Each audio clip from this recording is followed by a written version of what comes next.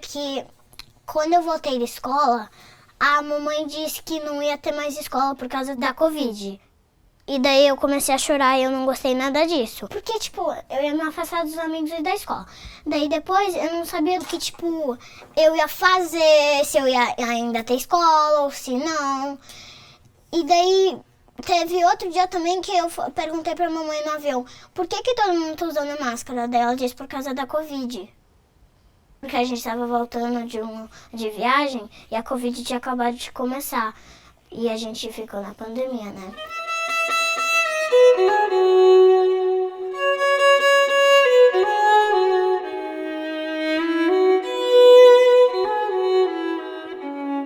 Eu lembro de uma reunião na escola, antes do início do ano, a Heloísa estava entrando no primeiro do ano, que uma mãe perguntou assim, a escola está preparada para o coronavírus? E eu olhei para cá e falei assim, gente, essa mulher é louca, né?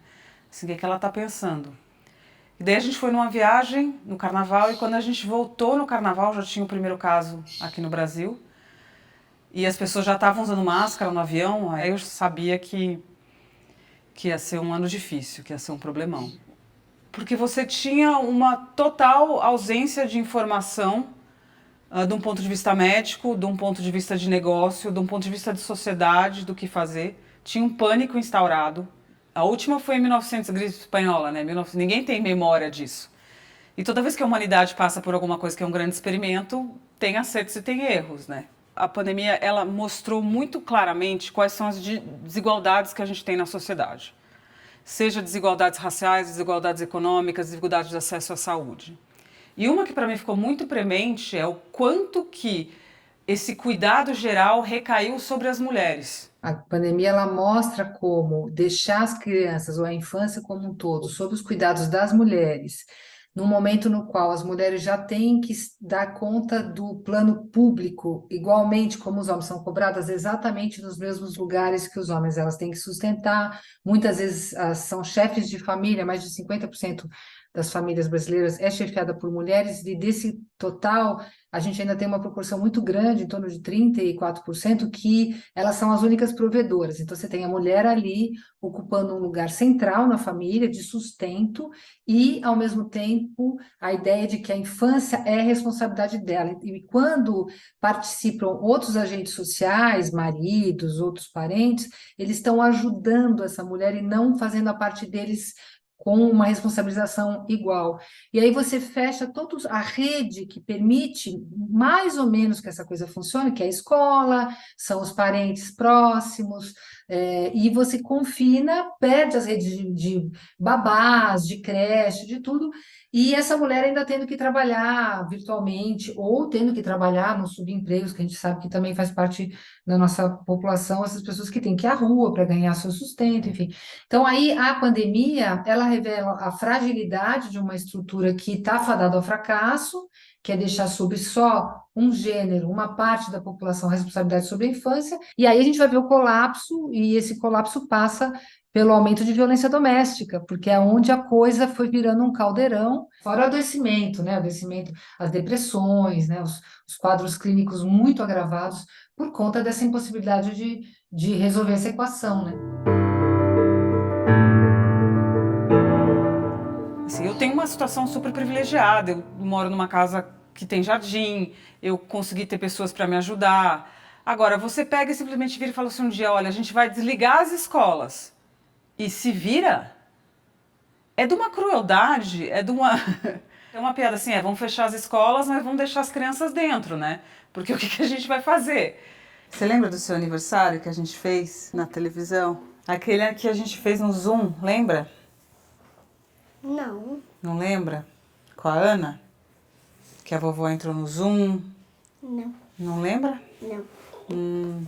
Eu estava trabalhando 15 horas por dia para conseguir resolver milhões de problemas numa situação que a gente não sabia o que ia acontecer, com duas crianças, uma de 3 e uma de 7, na época, aqui, trancado, sem poder sair, sem entender direito o que estava acontecendo.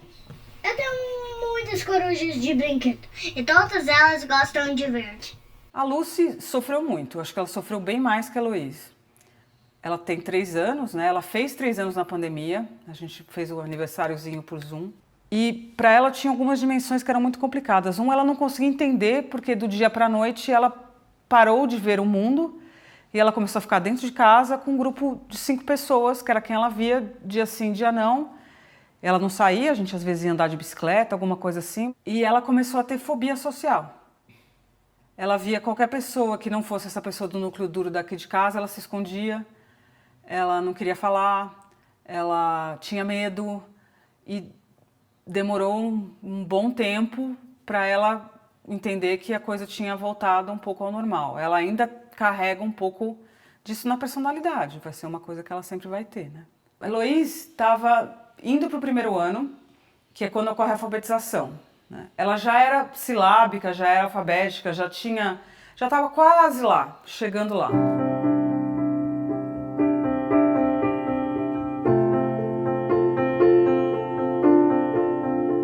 Eu me afastei dos amigos, eu não podia sair de casa. Tinha aula online, que era muito chato. Eu só gostava de ver meus amigos presencialmente. A gente aprendia muito mais presencialmente.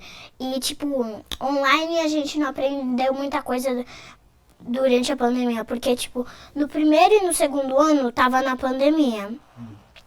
E daí eu fiquei online no 1º e no 2º. Se você tiver dúvida na aula online, daí é difícil, porque, tipo, a professora sem querer saía, porque a internet dela não tava funcionando. E daí a gente ficava, tipo, uns 10 minutos esperando ela voltar. Daí perdia bastante tempo. Eles mandaram um recadinho dizendo o que tinha que fazer. Sentar num lugar bom, tipo, não sente na cama, sentar numa cadeira, numa mesa. Tipo, usar fone de ouvido. Tinha uma mãozinha online que era pra você levantar a mãozinha quando você tem dúvida. Mas, tipo, falhavam muito, então não dava pra aprender tanto.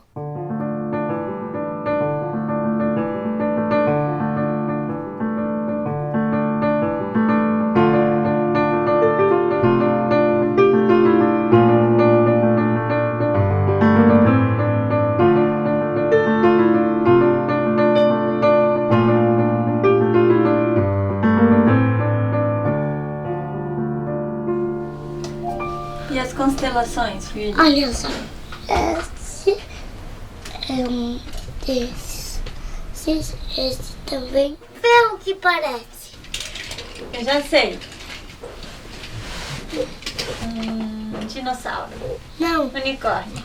não, Suco de laranja. não. Mas só se for desse tamanho a caixinha. É. Suco de uva. Sim. A pandemia para todas as mães, casadas ou mãe solo, trouxe essa superexposição à maternidade, que não deveria acontecer. A gente errou assim, na missão de cuidar da infância durante a pandemia e das mães. A gente fechou a escola por tempo demais, a gente prejudicou a aprendizagem das crianças, a gente não segurou a pandemia.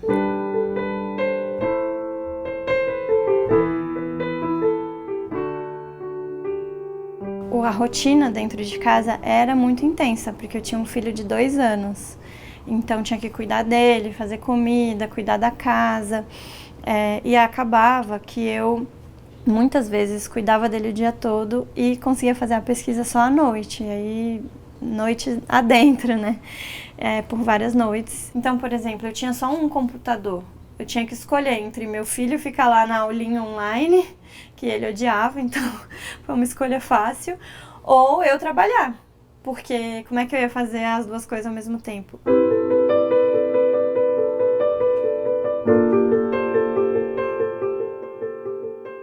O meu ex-marido era fotógrafo e não ia ter trabalho para ele na pandemia. E a relação nesse momento ficou insustentável, então foi em maio de 2020 que eu me separei do pai do meu filho, mas a gente seguiu morando juntos até setembro. Esse agora é vocês. Não, Não?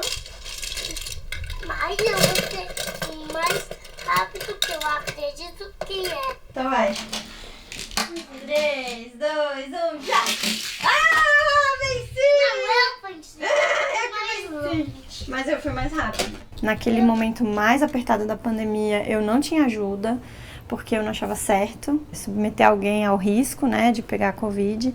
Então éramos só eu e ele.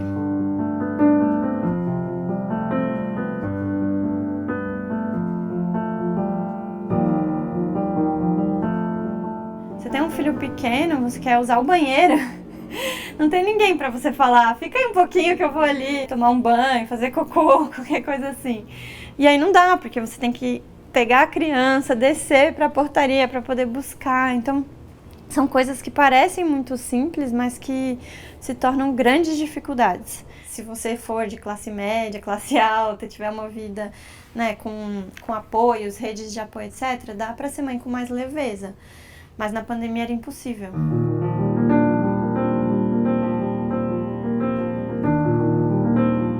Nessa época eu fiz alguns posts que ficaram muito virais. E aí de um dia para o outro meu Instagram cresceu muito e eu comecei a postar e produzir conteúdo e ser mais ativista da maternidade, fazer palestra, dar entrevista nessa época. Central de atendimento, Serviços Celestes, bom dia. O que, senhora? Qual produto que a senhora gostaria de adquirir? Autoconfiança. Sim, senhora. No pacote da autoconfiança vem saber falar em público. Sim, inclusive sobre temas que você não domina. A gente criou também um grupo de WhatsApp que fortaleceu bastante essas relações.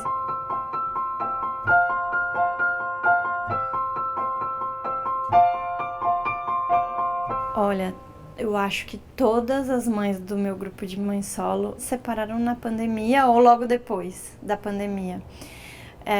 Essa convivência intensa e imposta gerou, obviamente, essas rupturas. Uma coisa que marca muito pra mim, eu via muita mãe, muita mulher que o filho aparecia nas reuniões online. Eu nunca vi homem nenhum que o filho aparecia nas reuniões online. Eu acho que a pandemia também aumentou essa diferença entre o respeito de espaço, né, que a gente tem para nossa carreira, nossa profissão. E aí muita gente separou mesmo. E muita gente engravidou na pandemia e separou depois também.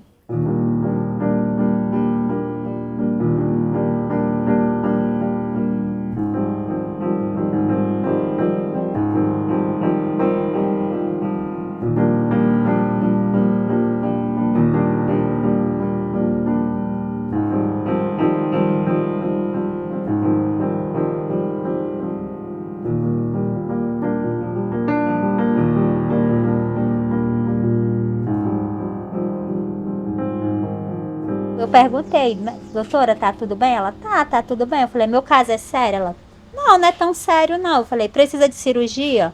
Ela, não, pode ser normal. Eu falei, ela você só tá com quase 2 meses de grávida. E foi bem, aí começou o Covid, né? Quando eu descobri que tava grávida, aí começou. Aqui, descobre.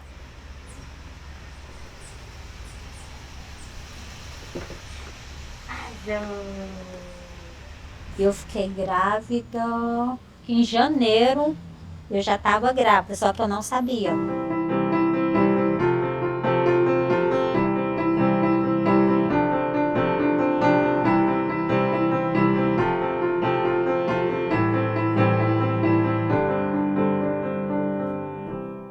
Na pandemia, foi a gravidez dela todinha, acompanhando a gravidez dela.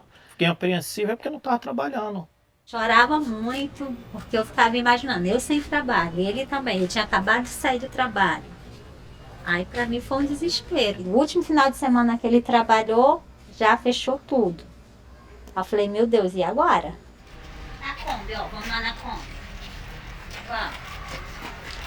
Vamos lá na Kombi. Fiquei meio assim, atordoado, depois de 18 anos, né, cara? Você fica meio em choque. Eu, vou ser pai de novo, cara.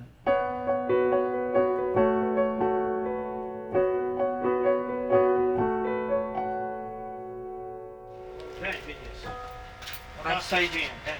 A rebeldia tá ali. Eu não saía de casa. Não saía de casa, era o dia todo em casa. Quando saía de máscara. Não podia, ia só pro médico, voltava dentro de casa de novo. Eu ia fazer os exames, chegava no hospital, se tivesse muita gente eu não entrava.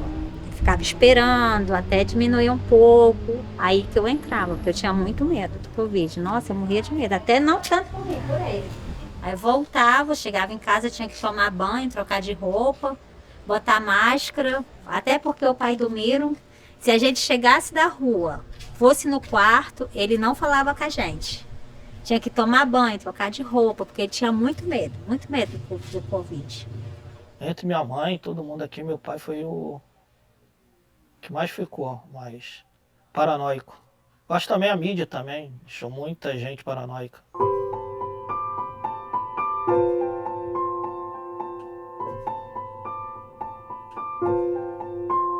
Eu já estava sem líquido nenhum.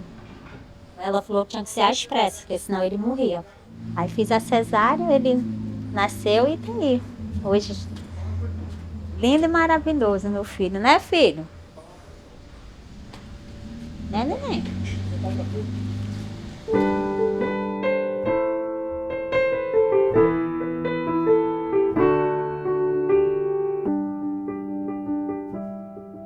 E, pô, depois que ele nasceu, que o meu filho nasceu, foi meio angustiante, que eu não tinha de onde tirar, não é? Tinha o auxílio do governo, aí eu tive de voltar a trabalhar, né? Para poder fazer um bico aqui, um bico lá, para poder manter. Graças a Deus tivemos muita ajuda. A minha mãe também ajudou muito.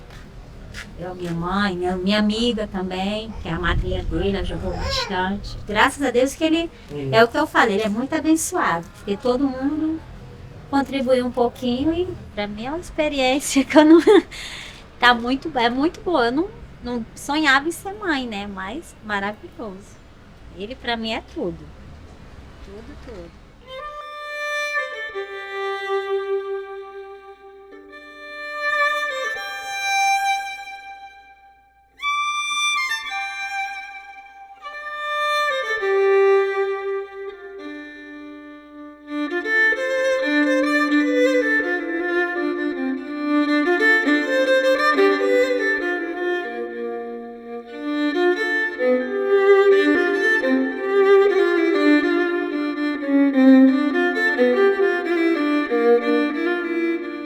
Quantos metros quadrados tem no apartamento? 47 metros quadrados, 2 quartos, um banheiro, varanda, né, área de serviço, cozinha. Eu e as minhas 3 filhas, Ana Júlia, Maria Eduarda e Rebeca. Quando a gente começou a ouvir os rumores, né, o jornal, né, começou a falar, começou a aumentar. Na verdade, em dezembro, a gente já começou a ouvir lá da China, né, mas ninguém imaginou a proporção que ia tomar, né. Aí teve o carnaval ainda, né, no carnaval ainda a gente fez um último passeio que a gente foi no Sesc, né. E a minha filha do meio tem bronquite, né. E eu fiquei um pouco com medo, né, dela pegar, né, porque de início a gente não sabia, né, o que era, né. Eu ainda fui trabalhar uns 2 dias para trazer os serviços, as coisas, e comecei a trabalhar aqui de casa.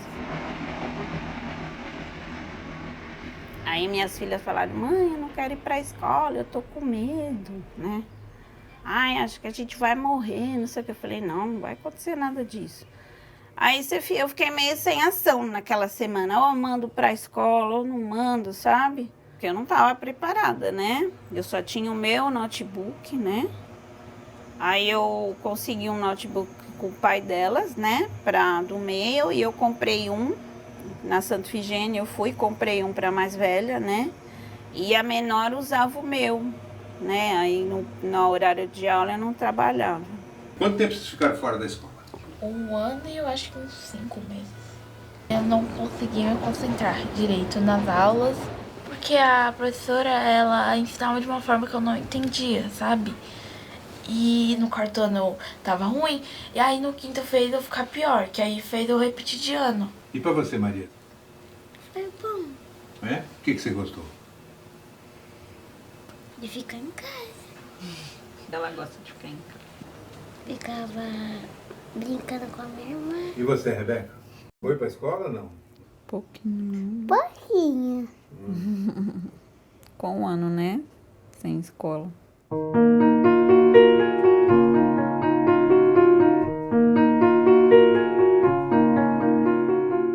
Quando iniciou a pandemia, primeiros 6, 7 meses ficou tudo fechado. Embaixo tem parque, né? Quadra, salão de jogos, brinquedoteca. Para adulto tem a academia, né? Tem salão de festas também, tem churrasqueira, espaço gourmet e a piscina, né? Elas ficavam muito lá embaixo, brincando, né?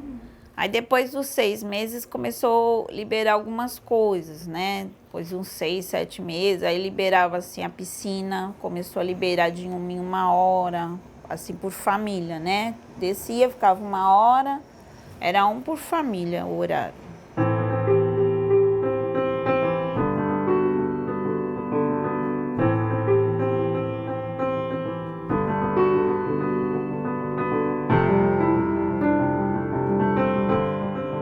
Aí só depois de um tempo depois a gente voltou a descer. Só que eu fiquei em casa. Eu não tinha vontade, tava depressão mesmo. Aí eu comecei a descer, aí ir pra escola, aí tal, aí melhorei. Na pandemia, muitas pessoas entraram em depressão. Eu defino como o distanciamento, as pessoas ficaram dentro de casa, trancadas por não poder descer. As pessoas têm que usar máscara em todo lugar e tal.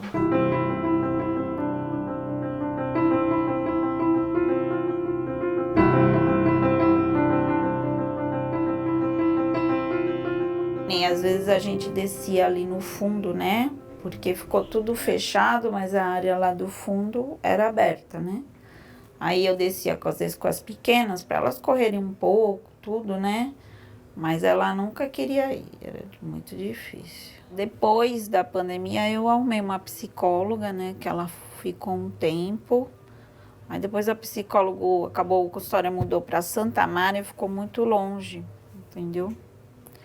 Aí eu não continuei mais, mas ela precisou ir de início, sim, um pouco. O pai ficou assim, que ele pega de 15 em 15 dias, né? Ele ficou 6 meses sem pegar elas, porque ele continuou trabalhando, né? E tinha um pouco de medo, porque ele falava que vira e mexe um pegava Covid, outro, né? E como a gente também não conhecia a doença, né? E eu tinha uma criança que tem bronquite, aí a gente acabou preferindo esperar, né? Um pouco. Falava pro celular.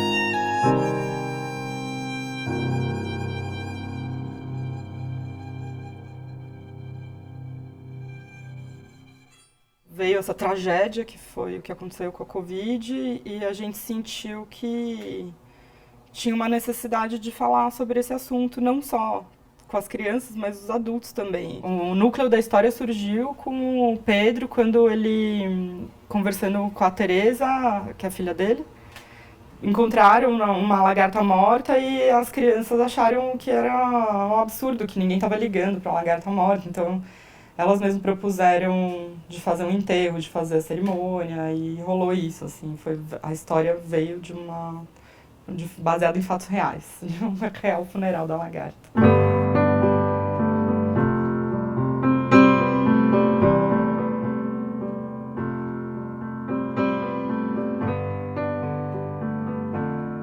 O Sabichinho é um coletivo que sou eu, o André Rodrigues, o Pedro Marcon e a Paula Desgualdo, e a gente se juntou com aquela vontade de fazer livros de política para crianças. E aí fizemos um financiamento coletivo, e em 2015 saiu Quem Manda Aqui, que foi nosso primeiro livro.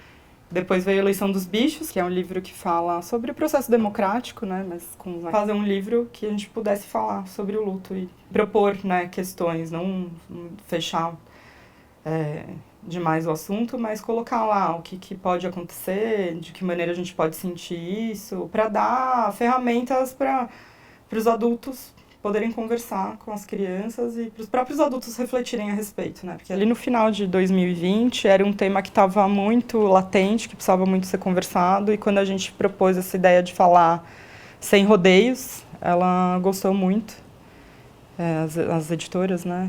E ficaram animadas com a ideia. E elas ajudaram muito no processo, assim, porque tem muitos livros já que falam de maneira poética sobre a ausência, tem uma coisa super lírica, mas a nossa proposta no Sabichinho é justamente tratar das questões de uma forma talvez um pouco mais instrumental. O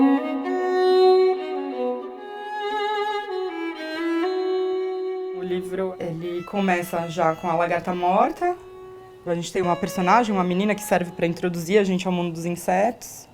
E aí ela encontra essa lagarta morta e a gente vai acompanhando a lagarta num cortejo de formigas que a levam até o funeral. E aí quando chega a criança, ela verbaliza a nossa pergunta, que é: o que acontece quando a gente morre?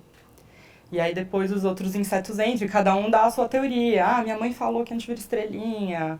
A minha tia disse que a gente vira fantasma, a gente vira pó, a gente pode doar os nossos órgãos. Então já começa a levantar muito essa panaceia do que, né, de como cada um lida.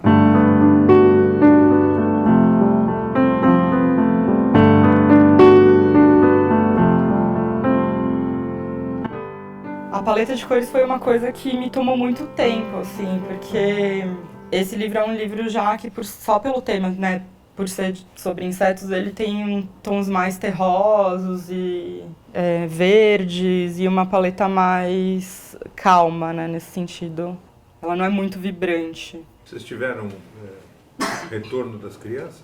Ah, tem de tudo, né? Tem algumas que ficam, não, mas ela não tá morta de verdade, ela tá só dormindo. Algumas que ficam mais impactadas. Foi que nem quando o vovô morreu, né? Foi que quando aconteceu isso. Então mas é um retorno um pouco mais reflexivo, eu acho.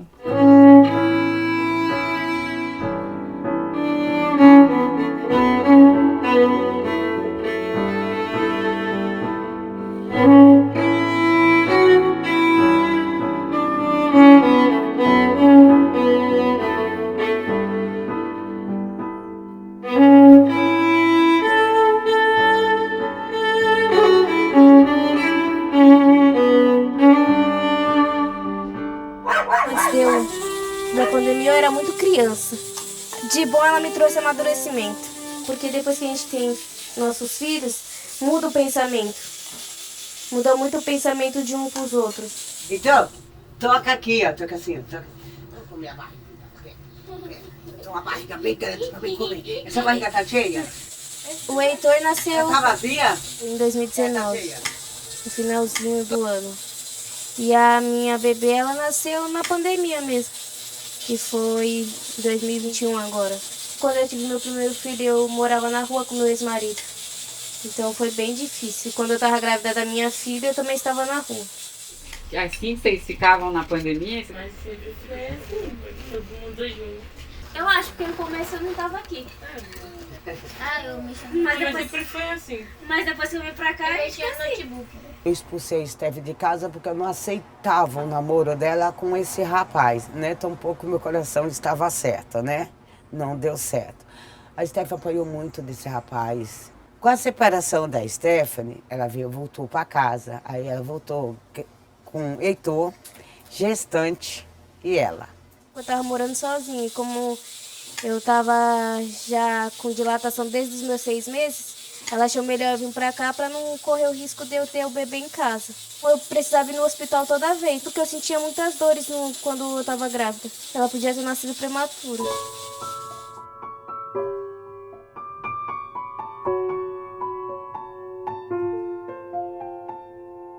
A barriga dá gasto, porque ela precisa comer, né? Para mandar comida pro filho. E aí eu tive que pensar, como fazer um quarto, porque, nossa, como ela vai dormir, ela e as meninas, e uma criança e outra criança chegando. Não tinha como. Muita gente vai ensinar muita besteira nessa casa, vovó. Tá olhando pra mim ou tá olhando pra TV? Eu sentei com ela e perguntei, você acha de a gente dividir a sala? Metade da sala a gente faz para visita e o resto da sala a gente fecha para você fazer seu quartinho para tua família, né? Para ficar você e teus filhinhos num espaço e vocês tiverem a sua liberdade, gente. Você e a família, né? Você é muito pequena. Você é muito pequena pra me dar. Azul! Azul! Uma vez me falaram assim pra mim, porque eu estando com 2 filhos, o que eu tinha que fazer na casa da minha mãe? Eu fiquei muito chateada. Aí eu falei que ia sair, só que se eu sair eu vou pra onde com 2 crianças? Não tem como. Não tenho tempo pra nada, porque eu tenho que cuidar dos meus filhos. Mas aí quando eu tenho um tempo, aí eu vou procurar um serviço pra fazer, aí eu faço umas vagas de freelance, que é de ajudante de cozinha.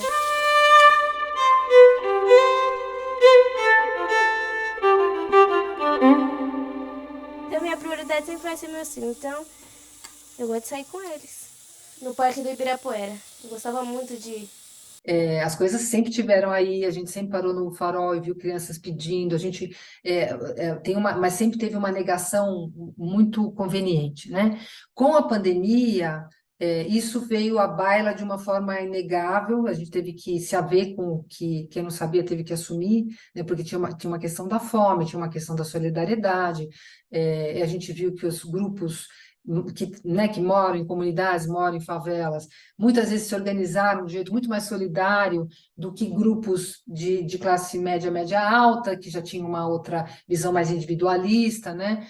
Então, sim, a sociedade viu. O que ela vai fazer com isso que ela viu é uma questão, né? Porque para a psicanálise tem o instante de ver, na hora que você vê e não dá mais para voltar atrás, e depois tem um momento de compreender, que é um longo tempo no qual a gente fala, bom, qual a minha parte nesse latifúndio?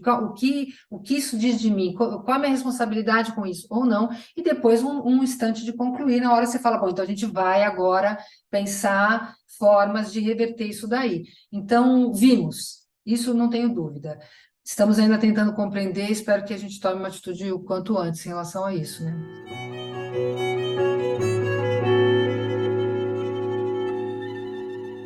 A letalidade e a gravidade da Covid-19 para crianças, para bebês, crianças na primeira infância e até mesmo adolescentes, ela é bem menor do que a população idosa. O que a gente observou é que, apesar da letalidade ter sido proporcionalmente menor, nós observamos uma média de óbitos de 2 óbitos por dia entre 2020 e 2021. E essa média de óbitos ela seguiu alta, principalmente na terceira onda da Covid, né, que aconteceu no início de 2022, ocasionando aí um total de mais de 1.400 mortes de crianças, né, em especial crianças com menos de 1 ano de vida, que parecem ser as que foram mais suscetíveis às formas mais graves da Covid. E mais de 15 hospitalizações, 20 hospitalizações, às vezes chegando a 70, dependendo do mês, hospitalizações de crianças com menos de 5 anos, né? Então, o que se gerou, infelizmente, foram discursos falsos de que a Covid não atingia a criança.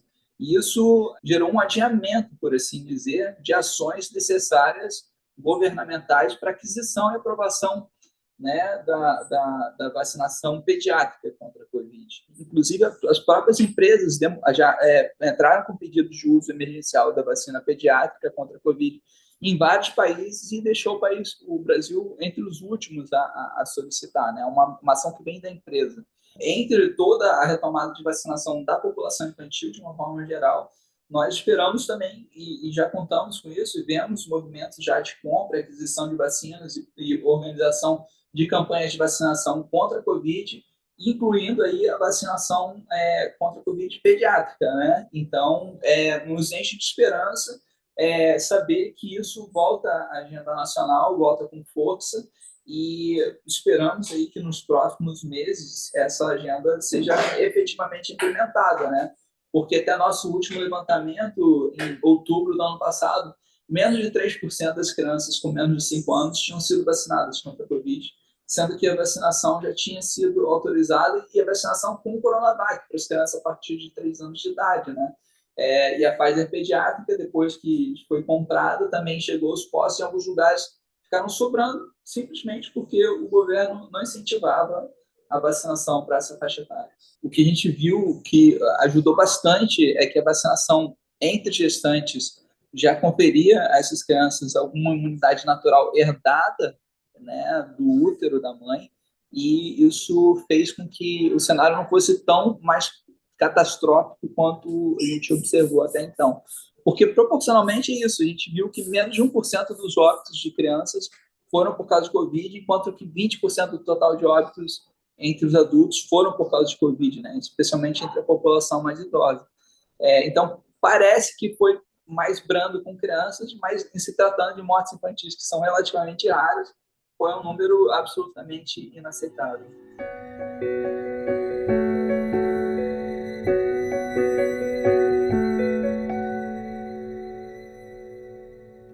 Luna. Então, a cachorra, ela veio no ano da pandemia, só que no mês de agosto. Porque como a mais velha, ela pedia sempre um cachorrinho e ela meia depressiva, eu acabei comprando a cachorra.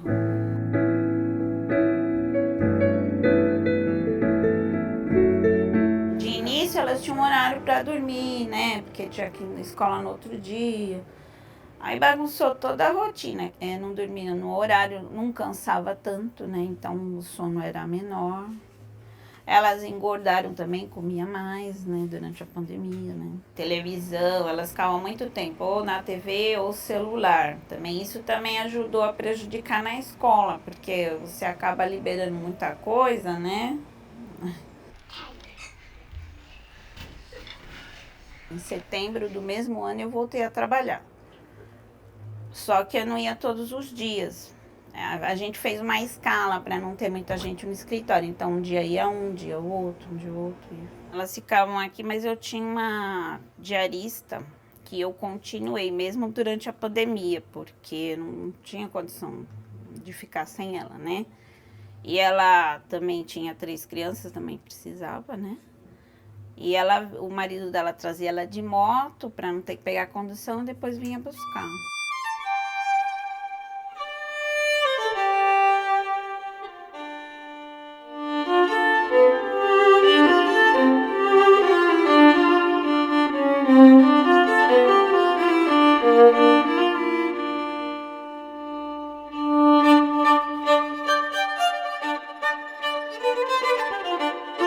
Já tinha começado o livro, que é um processo longo, né? E nesse meio tempo eu engravidei, no meio da pandemia. Era uma gravidez desejada, que a gente tentou bastante, eu e meu marido. E aos 3 meses de gestação eu perdi o bebê. Foi muito difícil porque parece que é uma perda que que as pessoas não sabem reconhecer muito bem, porque o objeto daquele luto, ele não chegou a existir para quem estava fora. Então, assim, para mim, que estava dentro do meu corpo, para o meu marido, que estava acompanhando aquela gestação muito de perto, foi uma perda muito intensa. Eu já estava lidando com isso, porque em agosto de 2020 eu perdi a minha avó. Não foi de Covid, mas foi no meio, né, de toda aquela pandemia do isolamento. Ela tinha 90 anos e eu já não podia estar muito junto com ela por toda aquela precaução que a gente estava. Ninguém estava entendendo direito como que passava, né, a doença e tal. O tema do luto, para ilustrar o livro, já estava muito presente, mas a hora que veio a perda da gestação, realmente eu fiquei mais paralisada, assim. Eu acho que foi uma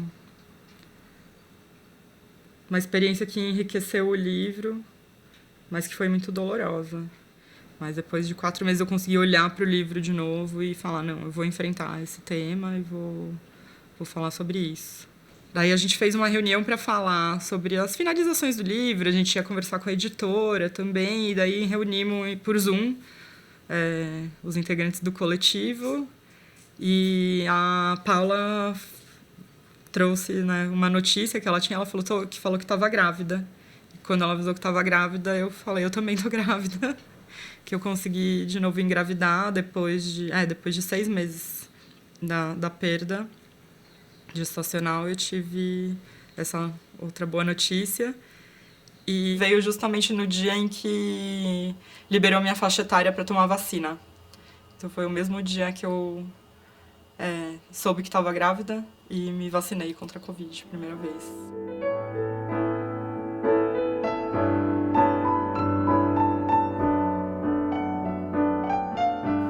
A pandemia mudou muita coisa e agora eu não sei te dizer se é mérito exclusivo da pandemia, essa dificuldade de retomar, ou se é uma soma de pandemia e maternidade, né, que com filho pequeno acho que já é difícil para qualquer um. E acho que a soma desses dois fatores está fazendo com que seja difícil a sensação de retorno à normalidade.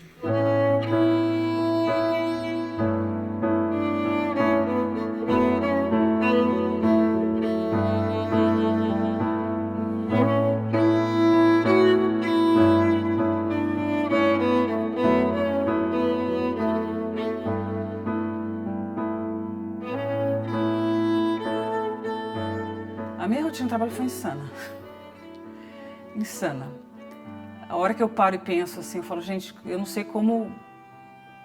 Assim, você só vive dia a dia, daí no final você se dá conta do que aconteceu e depois você fala, nossa. Quando eu estava na salinha do escritório, eu era executiva, mas a criança batia na porta, tinha chororô, tinha almoço, e então não tinha mais essa divisão, vamos dizer assim, dos aspectos sociais da coisa, né? Eu até brincava que eu punha uma calça legging e a blusa, o que mudava era a minha blusa.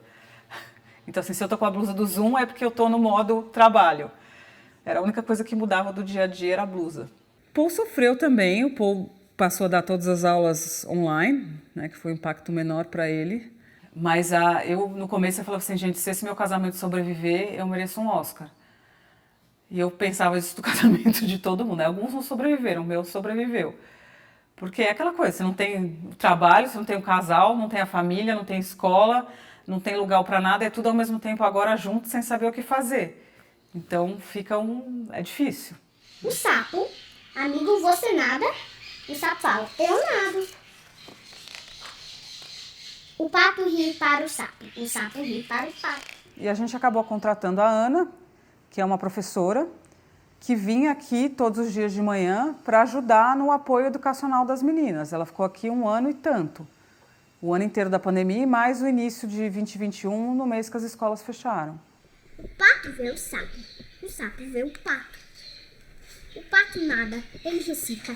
Pé de pato dá patada, boca de sapo dá bocada. E ela ficava com as meninas das 8 horas da manhã até 1 da tarde. A gente quase que montou uma escola dentro de casa. Boca de sapo dá risada. Coá, chá, chá, chá, chá. É um pouco da maneira que a gente conseguiu lidar com a situação, mas também que mostra o impacto da desigualdade nesse país. Porque muitas crianças de escola pública passaram 1 ano inteiro sem ter nenhum apoio. As desigualdades, elas, no momento de crise, elas são mais aparentes. Então isso era uma coisa que eu pensava muito nas meninas, pensava muito em como as crianças da periferia estavam assistindo musiquinha na televisão. Eu esperaria que a gente tivesse um sentimento coletivo maior.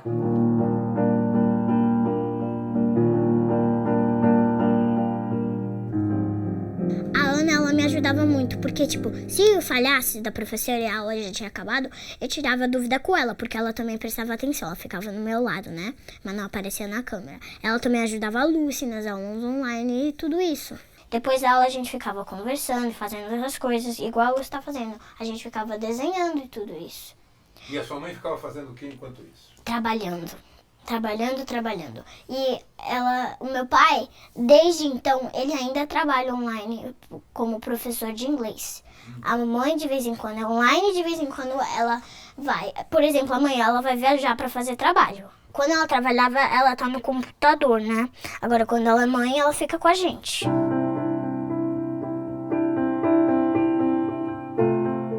Quando voltou às escolas, a gente ainda tinha que usar máscara, passar álcool em gel, lavar a mão, limpar a mesa e tudo isso. Antes de começar as aulas, sabe? Tirar bactéria na mão e tudo isso, porque tinha que tomar muito cuidado. Não podia abraçar o amigo, não podia ter aglomeração, não podia tocar no amigo. Era ainda meio que uma fase diferente, mas só que já melhorou muito, que não era mais online, mas ainda tava meio que o mesmo, né? Eu aprendia ainda melhor, mas a fase é que eu não podia ficar muito com os meus amigos, não podia tocar e tudo isso. A Lucy, eu posso tocar, eu posso. Entendi. E vocês brincaram muito na pandemia, as duas? Sim, a gente fazia mais ou menos a mesma coisa todo dia. A gente tem uma biblioteca inteira aí, como vocês estão vendo. Entendi. O que foi pior nesse tempo da pandemia pra você? Não ver meus amigos. A gente ficava de distância e tudo isso. E os amigos você falava pelo celular? Só na aula, o resto não. Você tá com vontade de chorar, né? Não gosto da pandemia.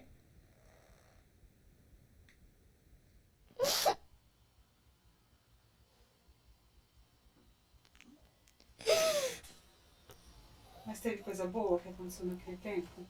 Sim, eu tinha uma professora que eu ainda gosto muito dela.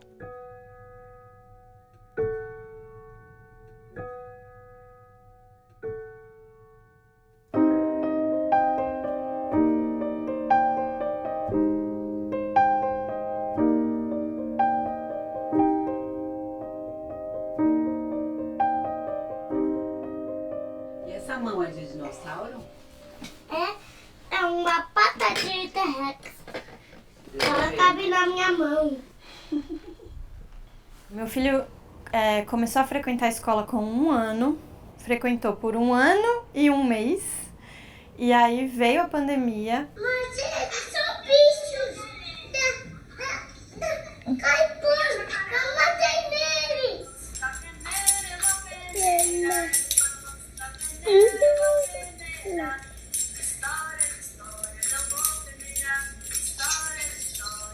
A escola fez um excelente trabalho, mas para a criança tão pequena não funcionava. E uma hora ele cansou e falou, não quero mais tela, coisa nenhuma.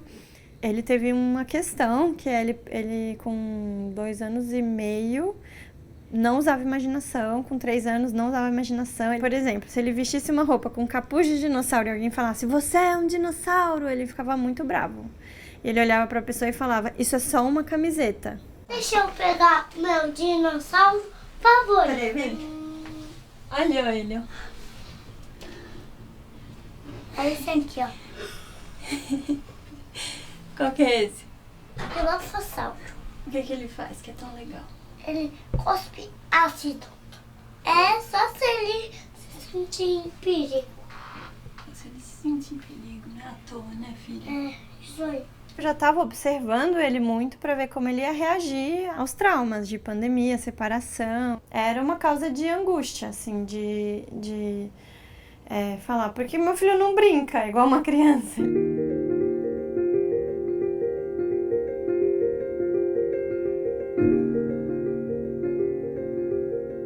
Mesmo na pandemia, ele iniciou a terapia, ela topou fazer presencial, ele ficava de máscara, ela também, porque era urgente, assim, era essencial. Ele precisa conviver e brincar com outras crianças e a escola é essencial para isso. Então, eu acho que foi muito decorrente do isolamento, da pandemia. Esse é qual? O Velociraptor. Ele corre muito rápido. E ele é bem carnívoro, né? Ele é mais rápido do que todos os dinossauros.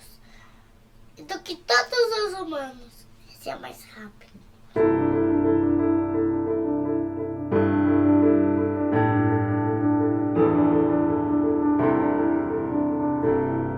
O efeito da pandemia nas mães solo, de baixa renda, periféricas, mães de crianças com deficiência, enfim, situações de vulnerabilidade é terrível, porque é de fome, é de falta de amparo total, é de não ter como trabalhar, porque não tem aonde deixar os filhos, muitas vezes sem ter aonde morar, porque não conseguia pagar o aluguel, e se aglomerando. Porque vai indo uma para casa da outra, né?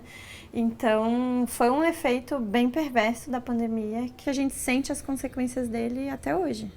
A segunda jornada, a jornada da maternidade e do trabalho de cuidar de um ser humano e de criar um ser humano é muito desvalorizada ainda.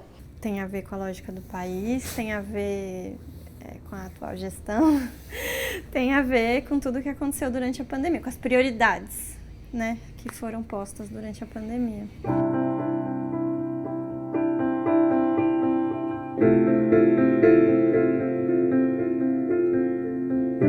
A gente vive externalidades negativas da pandemia, por exemplo, o meu pai faleceu de cirrose hepática, ele tinha um fígado para ele, e aí estava tudo pronto para cirurgia, eles fizeram a análise e o fígado tinha Covid.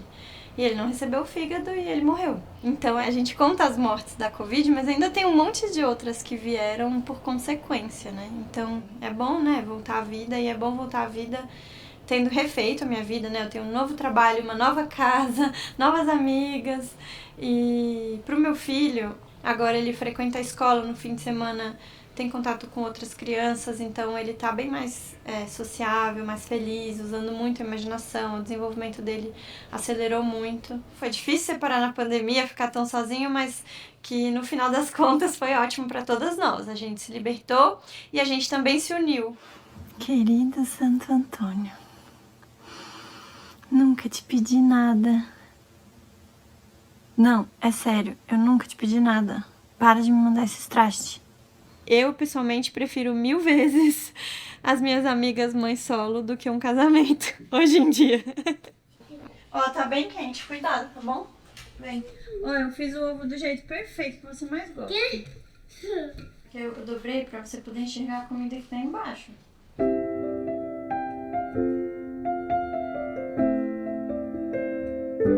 A Fênix tem um joropo decorativo. E daí curou o Harry. E daí ele venceu o basilisco. Ele venceu antes e daí pôs o dente que estava se enterrando nele, que estava fazendo isso, e daí pôs num livro e o dono da câmera secreta desaparece porque é o dente do basilisco. É muito poderoso, né, o dente do basilisco. Então. É isso, né? Enfim. Ai, você é fofinho. Oh, obrigada, eu te amo.